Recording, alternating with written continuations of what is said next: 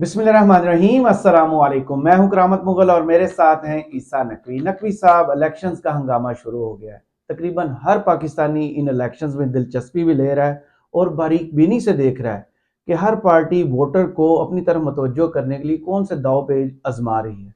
International media Pakistan के इन elections को किस नज़र से देख रहा है और कैसे कवर करने की कोशिश कर रहा है। देखिए करामत मुगल साहब, इलेक्शंस जो है ना वो यूजुअली जाहिर है कि लोकल सतह के ऊपर उसको बड़ी माइक्रोस्कोपिक लेंस के साथ देखा जाता है। सही। इंटरनेशनली कुछ ममालिक हैं जिनके इलेक्शंस के ऊपर बड़ी तवज्जो होती है, मीडिया की छोटी छोटी बातें कवर की जा रही होती हैं, इंटरनेशनली रिपोर्ट हो रही होती हैं। लेकिन ज्यादातर ममालिक में जो इलेक्शन है उसके वाले से इंटरनेशनल स्टोरी ये आती है कि फलां मुल्क में फलां तारीख को इलेक्शन होंगे, फलां फलां जमात हिस्सा ले रही है, फलां फलां कैंडिडेट है जो फोर रनर्स हैं। और फिर उसके बाद वो इलेक्शन जब हो जाता है तो उसकी खबर आ जाती है कि फलां मुल्क में इलेक्शन हुए और और फलां जीत गया, वो वजीर आजम या फलां सदर बंदा जो बन है गया। वो जीत गया, उसकी पार्टी जीत गया, तो अब फलां बंदा जो है वो वजीर आजम बन जाएगा या सदर बन जाएगा, जी, whatever form of government they are following. Absolutely. Pakistan का जो इलेक्शन है, अब आपको पता है कि जनवरी में बांग्लादेश में इलेक्शन है, जी, अप्रैल मई में इंडिया में इलेक्शन है। अब इंडिया के इलेक्शन हो, बांग्लादेश को, इनको भी जाहिर है कि कुछ ना कुछ इंपॉर्टेंस दी जाती है। अमेरिका के इलेक्शन पे पूरी दुनिया की नज़रें होती हैं। अगर कोई बड़ी चेंज या तब्दीली चीन में आनी हो, जब उनके टाइम आता है, वक्त के बाद तब्दीली आती है, उसके ऊपर दुनिया की नज़रें होती हैं। जाहिर है कि वो माइक्रोस्कोपिक लेंस लगा होता है क्योंकि उस वक्त उनसे दुनिया की खारजा पॉलिसी जुड़ी होती है, उनसे पूरी दुनिया के मामलात जुड़े हुए होते हैं कि फलां शख्स आ गया तो क्या होगा और फलां ना आया तो क्या होगा। सही। अच्छा, पाकिस्तान में इस वक्त जो प्रोसेस है, जिस स्टेज के ऊपर हम हैं, वो स्टेज है कि उम्मीदवार जो हैं, जो इलेक्शन लड़ना चाहते हैं किसी भी हल्के से, वो कागजात नामजदगी ले रहे हैं। अब कागजात नामजदगी का हुसूल और इलेक्शन लड़ने की ख्वाहिश, ये एक बिल्कुल लोकल स्टोरी होती है। सही। लेकिन इस वक्त जो इंटरनेशनल मीडिया रिपोर्ट कर रहा है और उसकी वजूहात हैं, और वजूहात बड़ी दिलचस्प है। पहले तो जरा एक स्टोरी मैं आपके सामने वो स्टोरी रख देता हूँ कि कौन कहाँ से इलेक्शन लड़ रहा है, सही। और फिर मैं आपको बताऊंगा कि इस वक्त इंटरनेशनल मीडिया जो है वो पाकिस्तान के इलेक्शन प्रोसेस का ये मखसूस हिस्सा जिसमें कैंडिडेट्स सामने आ रहे हैं, इस पे क्या रिपोर्ट कर रहा है। दैट सही। Is very interesting and the reasons are very interesting. जो अब मैं सामने आपकी खबर रख देता हूँ। 2000 आम इंतखाबात 2024, कौन से रहनुमा ने किस हल्के से कागजात नामजदगी वसूल किए। ये प्योरली लोकल इंटरेस्ट की स्टोरी है। मुल्क भर में 8 फरवरी 2024 को होने वाले आम इंतखाबात के लिए कागजात नामजदगी की वसूली और जमा करवाने का सिलसिला जारी है। कागजात नामजदगी के इजरा का अमल शुरू होते ही इंतखाबी गहमा गहमी में भी तेजी आ गई है। कायद नून लीग नवाज शरीफ के कागजात नामजदगी के फॉर्म हासिल कर लिए गए। नून लीगी रहनुमा कैप्टन रिटायर्ड सफदर ने मियां नवाज शरीफ के लिए NA-15 मानसहरा के लिए कागजात नामजदगी हासिल कर लिए। नवाज शरीफ लाहौर के NA-130 से भी इलेक्शन लड़ेंगे।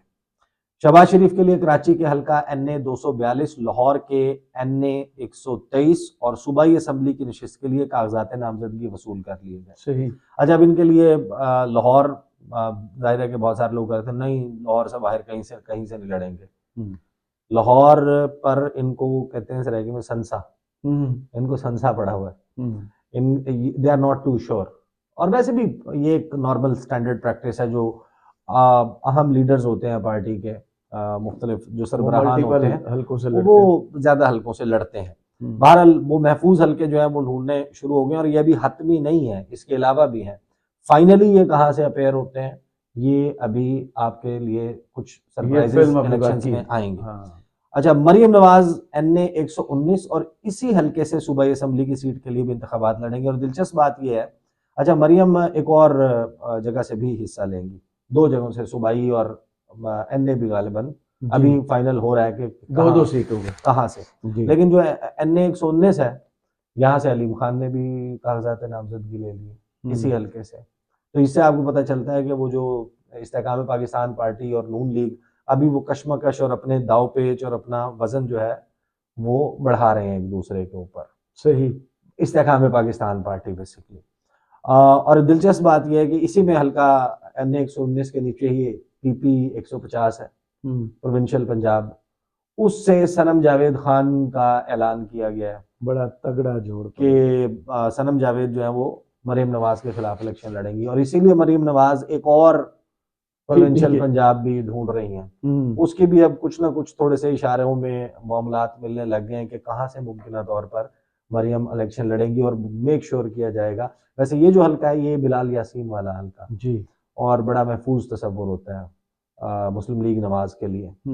तो उसके बाद मरीम नवाज 2 सूबाई हलकों से इलेक्शन में हिस्सा लेंगी, जबकि हमजा शहबाज NA 118 से इलेक्शन में हिस्सा लेंगे। जिन लाहौर के दोस्तों से बात होती है वो ये बताते हैं कि लाहौर में नून लीग का हमजा शहबाज के अलावा कोई भी हल्का सेफ नहीं। सही, एक यही है जहाँ जहाँ पे वो कहते हैं कि बड़े वसूख से कह सकते हैं कि हमजा शहबाज वाला हल्का जो है वहां पर नून लीग तगड़ी है। अब वही तो नहीं, मुख्तलिफ ग्वाल वजूहात मंडी हैं। वाला हल्का। हाँ, पाकिस्तान पीपल्स पार्टी के चेयरमैन और को चेयरमैन के नामजदगी के फॉर्म भी हासिल कर लिए हैं। आसिफ जरदारी के लिए NA 207 नवाबशाह से, chairman Peoples Party Bilawal Bhutto Zardari के लिए NA 194 लाड़काना से, और उनके जो पॉलिटिकल सेक्रेटरी हैं जमील सोमरो, उन्होंने ये कागजात हासिल किए। यूसुफ रजा गिलानी NA 148 से इंतखाबात में हिस्सा लेने के लिए उन्होंने भी हासिल कर लिए कागजात नामजदगी। अब एक इंटरेस्टिंग ऐलान सामने आया जिसके बाद बहस शुरू हो गई जी। बानी PTI इमरान खान 3 हलकों से इंतखाबात में हिस्सा लेंगे। बैरिस्टर गौर खान आए, उन्होंने ऐलान किया, उन्होंने कहा कि लाहौर से, मियाँ वाली से और इस्लामाबाद से खान साहब इलेक्शन लड़ेंगे। अच्छा, अब इसके ऊपर एक बहस मौजूद है जी। एक राय ये है कि इमरान खान साहब जो है वो तोशा खाना वाला जो केस था उसमें सजा हो गई थी, सेंटेंस जो है वो मुअत्तल है, लेकिन कन्विक्शन बरकरार है, खत्म नहीं हुई, बरियत नहीं हुई, मुकदमा मौजूद है, नाअहली मौजूद है। अच्छा, एक राय तो ये है कि खान साहब नहीं लड़ सकते इलेक्शन। जो PTI के बहुत सारे लोग हैं वो अब ये दावा कर रहे हैं कि क्योंकि इसके हवाले से अपील लग गई है, जी, उम्मीद पैदा होगी। नहीं तो अपील अगर लग गई है तो आप कागजात नामजदगी जमा करवा सकते हैं। उनकी राय ये जी कि आपको क्लियर किया जा सकता है एज ए कैंडिडेट, और जो डिसीजन होगा उस अपील का उसके साथ वो कंडीशन कर दिया जाएगा, उसको क्लब कर दिया जाएगा कि उसको देख के फिर आगे कागजात नामजदगी जो है वो किसी मरहले के ऊपर कैंडिडेट जो है वो नाअहल हो जाता है। अब इसमें जाहिर है कि ये कानूनी मामला है और इसको जाहिर है कि लीगल फोरम के ऊपर ये टेकअप होगा। खान साहब कागजात नामजदगी अगर उनके हासिल कर लेते हैं 3 हलकों से, ये लोग जमा करवा देते हैं, एतराज़ लगेगा स्क्रूटनी में और ये मामला इलेक्शन ट्रिब्यूनल के पास जाएगा, और फिर इसके मुख्तलिफ प्रोसेसेस होते हैं कि उस फैसले को चैलेंज कर दिया और फलां जगह चैलेंज कर दिया। तो इलेक्शन लड़ने के हवाले से खान साहब का भी सामने आ गया। मैं इंटरनेशनल मीडिया पर आता हूँ, उससे पहले IPP जो है उसमें जहांगीर तरीन, उनके बेटे अली तरीन, फिर उनकी बेटी महर खान तरीन, इन्होंने भी कौमी सियासत में कदम रख दिया और ये भी इलेक्शन लड़ रहे हैं। अलीम खान ने 119 से ले लिए हैं, और इस्तेकाम पाकिस्तान पार्टी के हुमायूं अख्तर खान, जिनका पहले ये पता चल रहा था कि वो लड़ेंगे लाहौर से, लेकिन वो तांदनिया वाला, हाँ वही कसूर वाला, वो उधर चले गए, नहीं तांदनिया वाला वो जहाँ पे फैसला इन्होंने जलसा किया वो वहां पर चले गए सही, जनाब, सही, उधर सही। से उन्होंने कागजात नामजदगी जमा करवाए।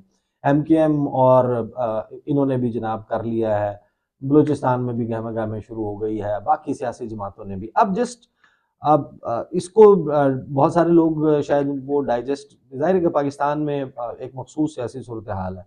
मरियम इलेक्शन लड़ रही हैं, बिलावल इलेक्शन लड़ रहे हैं, आसिफ अली जरदारी लड़ रहे हैं, शहबाज शरीफ लड़ रहे हैं, नवाज शरीफ लड़ रहे हैं, बड़ी बड़ी सियासी शख्सियात जो हैं, हाँ सारे, but that is not an international story.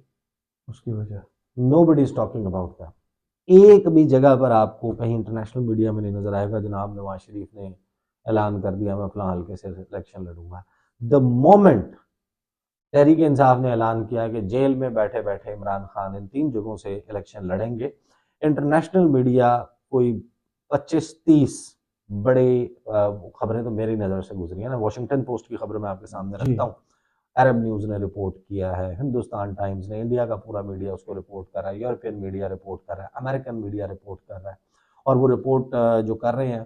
देखिए खान साहब का वो जो जलसा था, ऑनलाइन जलसे के हवाले से पहले तो तमाम इंटरनेशनल मीडिया ने के फोकस में वो आ गई जब इन्होंने इंटरनेट बंद किया उससे ज्यादा हो गया कि वर्चुअल जलसा हो रहा है। फिर उसके बाद आ गया कि जनाब वो इंटरनेट बंद हो गया, फिर ये आ गया कि इतने नंबर्स आ गए उसमें, और फिर जो आर्टिफिशियल इंटेलिजेंस के जरिए खान साहब का मैसेज और पैगाम जो है उसमें चलाया गया, that became an international story, कि ये first of its kind technology की दुनिया में पहली मर्तबा किसी सियासतदान और का, वो भी पाकिस्तान में। हाँ, पैगाम जो है वो इसके लिए इस्तेमाल की गई है, और उसको बड़ा वाइडली रिपोर्ट किया गया, और उसके फ्यूचर में पॉलिटिक्स जो है उस कैसे शेप अप करेंगे, और फिर मुख्तलिफ लीडर्स अब इस एआई का इस्तेमाल करेंगे नहीं करेंगे, कैसे करेंगे, दैट बिकेम अ स्टोरी। अब एक चीज़ कि मैं आपको बताऊं कि इंटरनेशनल मीडिया का जो फोकस है वो पाकिस्तान के इलेक्शंस के ऊपर बहुत ज़्यादा बन गया। लेकिन खान साहब जो पोजीशंस वेस्ट के हवाले से, अमेरिका के हवाले से, चाइना के हवाले से, रशिया के हवाले से ले चुके हैं, जो उनकी अनकन्वेंशनल गैर रिवायती फॉरेन पॉलिसी थी, उसकी वजह से इस वक्त पूरी दुनिया एक माइक्रोस्कोपिक लेंस लगाकर वो देख रही है कि पाकिस्तान के इलेक्शंस का क्या बनता है। अच्छा। दूसरी बात ये कि ये खदशात बहरहाल मौजूद है कि इलेक्शन जिसके बारे में बार बार बहुत सारे लोग तस्करा करते रहे कि खुदा न खास्ता ये खूनी इलेक्शन हो सकता है, इसमें बड़ी हालात ख़राब हो सकते हैं। सही। तो ये ज़ाहिर है कि एक और वजह है। फिर पाकिस्तान के इंडिया के साथ, अफ़गानिस्तान के साथ, चीन के साथ, गल्फ़ कंट्रीज़ के साथ, तुर्की के साथ, मलेशिया के साथ, अमेरिका के साथ, यूरोप के साथ ताल्लुकात कैसे होंगे, उसकी वजह से भी फोकस है। फिर एक चीज़ आपको और पता चलती है कि पाकिस्तान में अगर इंटरनेशनल कोई ब्रांड है इस वक्त जिसको खबर क्यों कर की जाती है, ज़ाहिर है कि उसकी एक मांग होती है ना, खबरियत होती है, साथ में जिन सब्जेक्ट्स के ऊपर लोग जानना चाहते हैं, इंटरनेशनल ऑडियंस उसके ऊपर रिपोर्ट करते हैं। अब इमरान खान का कंटेस्ट करने का ऐलान election through his party chairman barrister Gauhar Khan, that became an international story. ये वॉशिंगटन पोस्ट है, इसने लिखा party of Pakistan popular ex prime minister Imran Khan says he will contest upcoming elections from prison, कि जेल में बैठ के भाई इलेक्शन लड़ेंगे। पाकिस्तान के साबिक वज़ीर आज़म इमरान खान आइंदा पार्लिमानी इंतखाबात में हिस्सा लेंगे जेल में बैठकर। उनकी पार्टी ने बुध के रोज़ कहा, जिसको कुछ लीगल एक्सपर्ट्स का कहना है कि वो पॉसिबल है, क्योंकि उनकी अपील जो है कन्विक्शन के ख़िलाफ़ वो ज़ेर गौर है। इमरान खान ने डिसाइड किया है, फिर आगे ये इसकी हवाले से इसकी डिटेल लिखते हैं। अब ख़ास तौर पर इंडियन मीडिया को जब आप फॉलो करेंगे, मैं आपको बता देता हूँ, सीधा सीधा हेडलाइंस बता देता हूँ। Khaleej Times Pakistan, Imran Khan to contest elections from 3 constituencies, ये लोकल है। उसके बाद आ जाए जनाब Arab News, party of ex PM Khan says leader will contest Pakistan general elections from prison. और उसके बाद आ जाए आप मुख्तलिफ जो है वो Hindustan time, Imran Khan party says he will contest Pakistan elections, workers in jail. अच्छा, ये इन्होंने बड़ी तफसील के साथ ये स्टोरी की है। एक बात आपको बड़ा उभर कर पता चलती है, ये जो दावे हैं कि जनाब नवाज शरीफ फला लीडर फला, पूरी दुनिया का जो इस वक्त इंटरेस्ट और वो है ना, वो इमरान खान के हवाले से जो पाकिस्तान की खास एक सिचुएशन डेवलप हुई है, and everybody is now focused. Usually आपको पता है मुबस्सिरीन आते हैं, ऑब्जर्वर्स आते हैं, इलेक्शन ऑब्जर्वर्स, वो इस मरतबा आएंगे नहीं आएंगे। इंटरनेशनल मीडिया का फोकस बहरहाल पाकिस्तान में इलेक्शंस और उनकी शफाफियत पे रहेगा। और जो ख़ास एक सिचुएशन हमने क्रिएट कर दी है, नवाज शरीफ साहब अब ये जिस तरीके से मैं इंटरनेशनल मीडिया का फोकस पाकिस्तान पे डाइवर्ट होते देख रहा हूँ, नवाज शरीफ साहब इलेक्शन लड़ लें, उनको जितवा दिया जाए, वो जीत जाएं, वो बन जाए प्राइम मिनिस्टर, इंटरनेशनल साख नहीं बनने वाली सही। मौजूदा सूरत हाल में। As long as the situation remains the same, आपकी जो गवर्नमेंट बनेगी उसकी इंटरनेशनल क्रेडिबिलिटी वो नहीं होगी।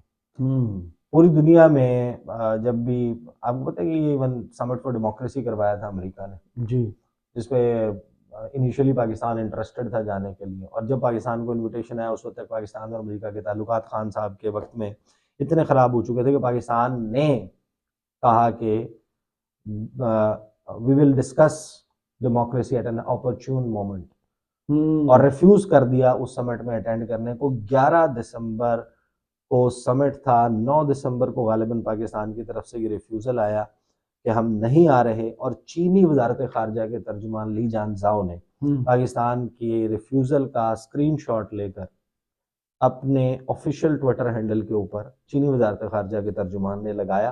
5 दिन पिन रहा वो, और उस पर लिखा हुआ था Pakistan refuses to attend Biden's summit for democracy, real iron brothers.